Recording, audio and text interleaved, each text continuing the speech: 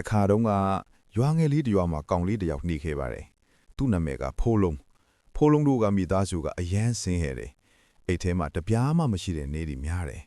ဖနက်ကပေါက်နေတယ်စောက်အိတ်ကပြင်းနေတယ်တခါတလေညဘက်မှာအစာမစားပဲအိပ်ရတဲ့နေတွေလည်းရှိပါတယ်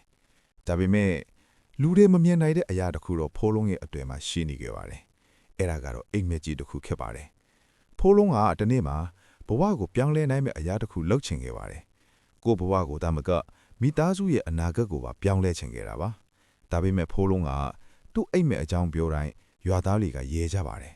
အိတ်ထဲမှာတပြားမှမရှိတဲ့ကောင်လေးကအိမ်မက်ကြီးတွေဘလို့အကောင့်ထဲဖော်နိုင်ပါလဲလို့ပြောကြပါတယ်အဲ့ဒီစကားတွေကဖိုးလုံးကိုနာကျင်စေပါတယ်ဒါပေမဲ့သူ့အသွေးမှာတော့ယုံကြည်မှုတစ်ခုရှိနေစေပါဒီနေ့ညနေခင်းမှာဖိုးလုံးဟာမြစ်ဘေးမှာတိတ်တိတ်လေးထိုင်နေခဲ့ပါတယ်အဲ့ဒီအချိန်မှာဆရာအိုတယောက်ကသူ့ကိုတွေ့ပြီးကလေးဘာကြောင့်ဒီလိုစိတ်ညစ်နေတာလဲလို့မေးပါတယ်ဖိုးလုံးကကျွန်တော်ဆင်းရဲလို့ဘာမှမဖြစ်နိုင်ဘူးလို့ပြောကြပါတယ်လို့ပြန်ပြောပါတယ်ဆရာအိုကမပြောဘဲမှန်လေးတစ်ချက်ကိုသူ့လက်ထဲထည့်ပေးလိုက်ပါတယ်ဒီမှန်ထဲကိုကြည့်ပါလို့ပြောပါတယ်ဖိုးလုံးကကြည့်လိုက်ပြီးကျွန်တော်ကိုယ်တိုင်ပဲမြင်ရပါတယ်လို့ပြောပါတယ်ဆရာအိုကပြုံးပြီး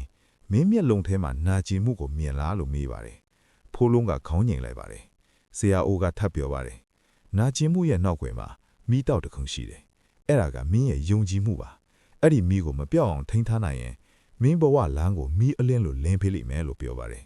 အဲ့ဒီနေ့ကစပြီးဖိုးလုံးရဲ့ဘဝပြောင်းလဲသွားပါတယ်သူ့ကိုယ်သူယုံကြည်လာခဲ့ပါတယ်နေ့တိုင်းစာဖတ်ပါတယ်အမားတွေကနေသင်ယူပါတယ်နေ့ခင်းမှာကြောင်းတက်ပါတယ်ညနေမှာလက်ခက်ရေးဆိုင်မှာပကံဆေးပြီးအလုပ်လုပ်ပါတယ်အပတ်ကုံတွေမှာမော်တော်ယာဉ်ပင်းဆိုင်မှာအတက်ပညာသင်ယူပါတယ်ညဘက်မှာတော့ရွာသားတွေအိတ်နေချိန်မှတောင်မိအလင်းနဲ့နဲ့စားလေးလာနေခဲ့ပါတယ်နှစ်တွေကြာလာတဲ့အခါကဘာဆိုင်ကယ်ပင်းဆိုင်လေးတစ်ဆိုင်စာဖွင့်နိုင်ခဲ့ပါတယ်သူ့ဝင်ငွေကိုစုဆောင်းပြီးအလုပ်ကိုစ조사စွာလုပ်ခဲ့ပါတယ်နောက်ပိုင်းမှာ